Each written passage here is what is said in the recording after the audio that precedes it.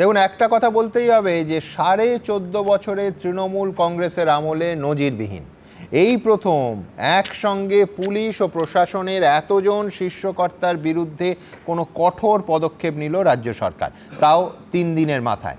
2016 সালে যে রাজীব কুমারের বাড়িতে সিবিআই হানা আটকাতে ধর্নায় বসেছিলেন স্বয়ং মুখ্যমন্ত্রী, আজ যুবভারতীর ঘটনায় সেই রাজীব কুমারকেই শোকজ করল রাজ্য সরকার। 24 ঘন্টার মধ্যে রাজ্য পুলিশের ডিজিপির জবাব তলব করা হলো। শুধু তাই নয়, একদিকে ক্রীড়ামন্ত্রীর পদ থেকে অরূপ বিশ্বাস পদত্যাগ করলেন, বিধাননগরের সিপি মুকেশ কুমার এবং ক্রীড়া সচিবকে শোকজ, ডিসি অনিশ সরকারকে সাসপেন্ড করা হলো।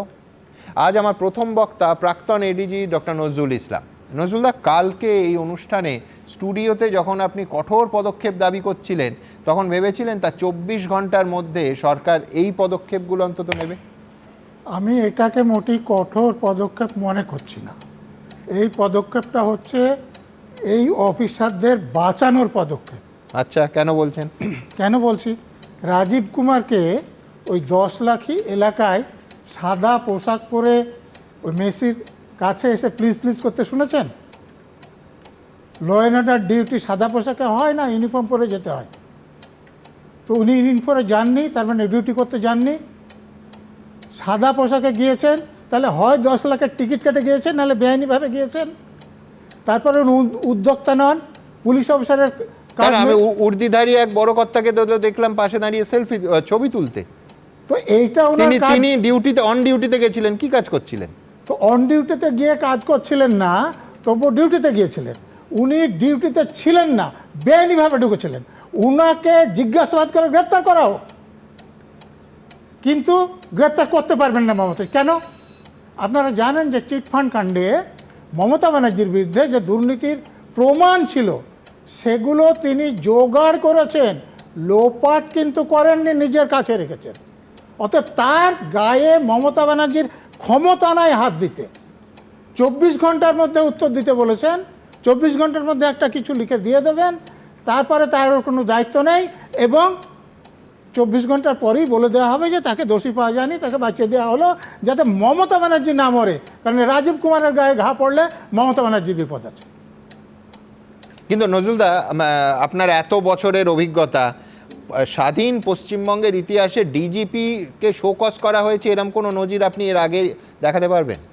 আপনি মুখ্যমন্ত্রীর বিরুদ্ধে প্রমাণ লোপাট করেছে এরকম লোককে ডিজিপি করেছে দেখাতে পারবেন?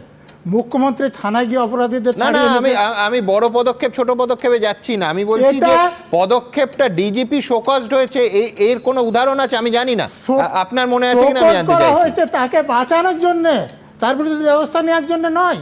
আমি তো বলছি মমতা ব্যানার্জির ক্ষমতা নাই তার বিরুদ্ধে ব্যবস্থা নিতে। কারণ মমতা ব্যানার্জি তার বিরুদ্ধে ব্যবস্থা নিলে ওই যে টাকা মমতা ব্যানার্জি নিয়েছেন চিটফান্ড থেকে, সেটা তিনি বের করে দেবেন। তাহলে মমতা ব্যানার্জির ভরাডুবি আরও বাড়বে। আপনি বিধাননগরের কমিশনারের কথা বলছেন, কমিশনারকে কি ইউনিফর্ম পরে দেখেছেন? সেখানে না, সাদা পোশাকে ছিলেন। যখন মেসির লোকেরা তাকে আটকাচ্ছিলেন সেলফি তুলতে যাওয়াতে, কীরকম ব্যবহার করছিলেন? উনিও তো বেআইনিভাবে ঢুকেছেন, ডিউটি করতে যাননি। কেন ওনাকে জিজ্ঞাসাবাদ করেন? উনি মুর্শিদাবাদী এসপি ছিলেন। এর আগে কোথায় ছিলেন জানি।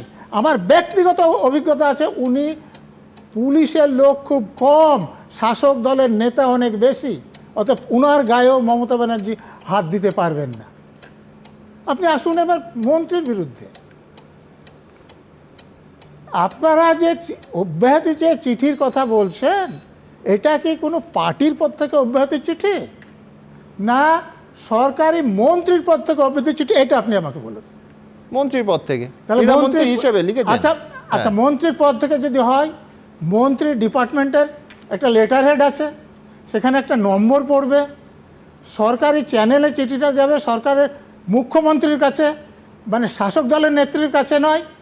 আমি সংবিধান যতটুকু বুঝি, এখানে আইনজীবীরা আছেন একাধিক, তাদেরকে জিজ্ঞেস করুন যে এটা ঠিক কিনা।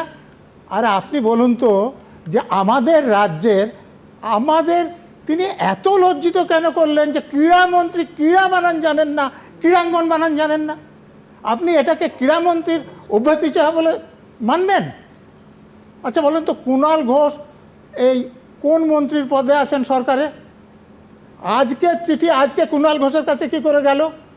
তার জন্য মমতা ব্যানার্জি বা অরূপ বিশ্বাসের বিরুদ্ধে কেন আপনারা তদন্ত করার দাবি করবেন না? আমি তো বলছি এটা ষড়যন্ত্র। এই অরূপ বিশ্বাস, রাজীব কুমার আর এই মুকেশ, এই লোকগুলোকে বাঁচানোর জন্য এটা করা হচ্ছে। এরপরে অবধারিতভাবে বৈশ্বনাথ চট্টোপাধ্যায়ের কাছে আমি যাব। তবে কুণাল ঘোষের অংশে নিঃসন্দেহে এটাও বলতে হবে যে এই কলকাতা থেকে প্রকাশিত একটি সংবাদপত্রে তিনি শুধু যে যুক্ত আছেন তা নয়, পদাধিকারী, যার ফলে সাংবাদিক পরিচয়ও তিনি বলতে পারেন। আমি জানি না তিনি কি আপনার বলবেন। কাছে কপি এসছে? আপনার থেকে বড় পদে আছে? না, আপনার পদের কাছে- ব্যাপার নয় তো। আপনার কাছে এটা কপি তো এসছে? এটা source, আপনি journalism বলুন না, source এর মমতা উপর ব্যানার্জির হয়। কাছ থেকে আমার কাছে এসছে না অরূপ বিশ্বাসের কাছ থেকে এসছে? কুণাল ঘোষের কাছে কেন গেল? মমতা ব্যানার্জির বিরুদ্ধে কেন তদন্ত হবে না? অরূপ বিশ্বাসের বিরুদ্ধে কেন তদন্ত হবে না? এটা সরকার চলছে না পার্টি চলছে? আপনার পার্টি কোনো সরকার বলতে কোনো ব্যক্তিগত ফারাক রাগ নাই। আছে মনে হচ্ছে, মানে ব্যক্তিগত রাগের একটু প্রকাশ দেখুন, পেরিয়ে পড়ছে আপনার, জানেন তো? আমার- আপনার কোনো মনের আমি ভেতরে কোনো যুক্তি দিয়ে সুপ্ত- কথা বলছি, আপনার পারেন কোনো তো মনের খণ্ডন সুপ্ত করুন। ইচ্ছা চরিতার্থ হয়নি বলে আপনি আপনি এই কথাগুলো আইন- বলছেন। আপনি আইন- আপনার কিছু মুক্ত সুপ্ত ইচ্ছা ছিল, হ্যাঁ, সেগুলো চরিতার্থ আমার হয়নি আইনত বলে যা প্রাপ্ত আপনি ছিল, এগুলো রোজ এসে বলেন। মমতা ব্যানার্জি কিন্তু আমার আপনার বই কোনো জাল মান্য করে, হয় না। সুপ্রিম আপনার কোর্টের কোনো রায় মান্য জাল হয় না। করে আমাকে আপনি বঞ্চিত ব্যক্তিগত করেছে। এবিপি আনন্দ, এগিয়ে থাকে, এগিয়ে রাখে।